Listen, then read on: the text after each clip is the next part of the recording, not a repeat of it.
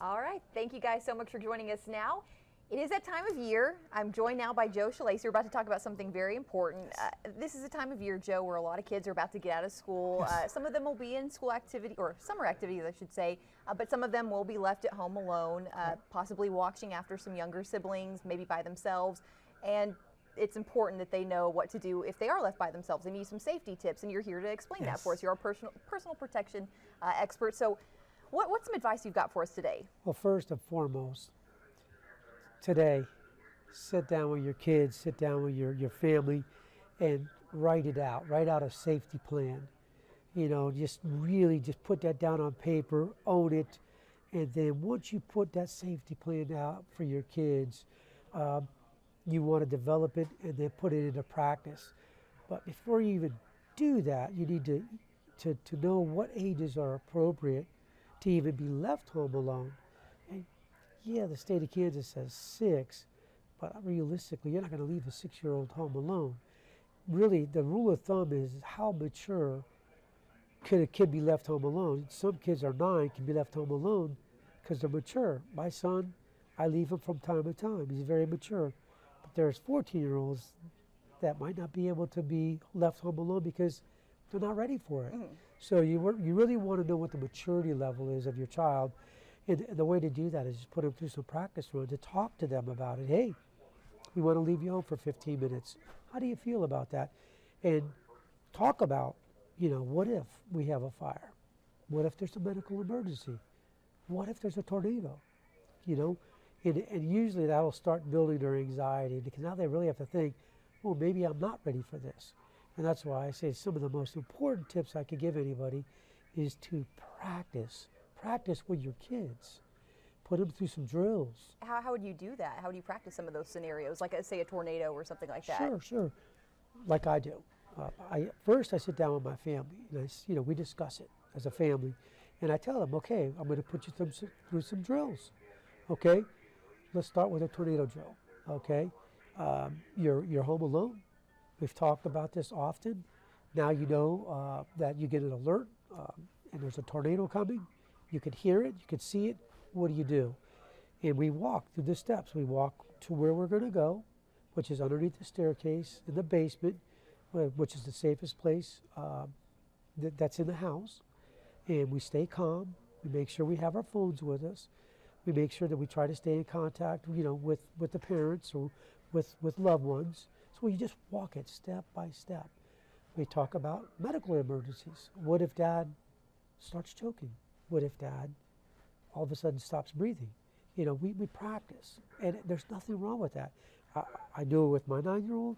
I do it with my 19-year-old. So the key is to practice. That's it, just practice them. To teach them too.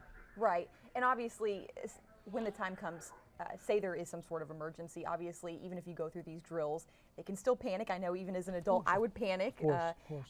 So it's important to have numbers left for the kids, and that's something that you need to do as well. Absolutely critical. Not only leaving numbers on a refrigerator, but in my case, my son has a phone. We can leave emergency contact numbers on his phone. He has all of his loved ones' phone numbers. He knows how to use the phone.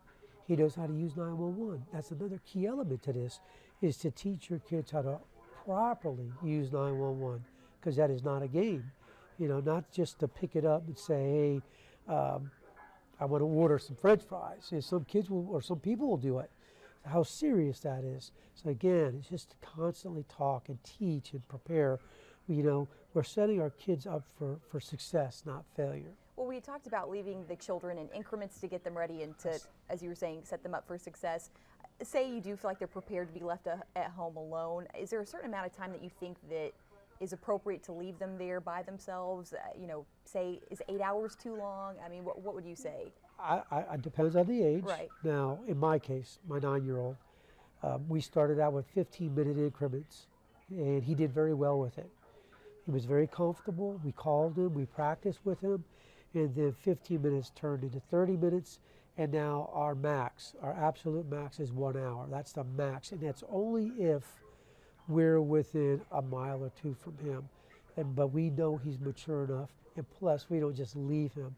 We let the loving, trusting neighbors know that are within 20 yards of our house. So we've gone through all this with neighbors, with him. So to answer your question is, again, it depends on the maturity level. Regardless of what age, whether it's 9 or 14, I would start at 15-minute increments and then work your way up to an hour. 8 hours, I would definitely not leave a child 9 years old home alone for 8 hours. Not unless he's with a responsible teenager that has experience and is comfortable staying with him, but not 8 hours. Okay, now are there any other absolutes that you would never, you never want your kids to do when they're home alone? Like don't answer the door for strangers, anything like that? Well, yes, there's many. Do not answer the door for anybody, not even as people that you know. Unless we're there at the house, that door does not get answered. Make sure your children don't advertise on social media that they're home left alone. That's absolutely critical. Another thing is if you have firearms, make sure they're locked. Poisons are secured. Medicines are secured. Again, have pre-cooked meals. You don't want your kids cooking meals. That could turn tragic. And again, have plans set in place that if there is a small fire, what are they going to do? All that is just so important. Do it right now, today. Start practicing. It could be subtle.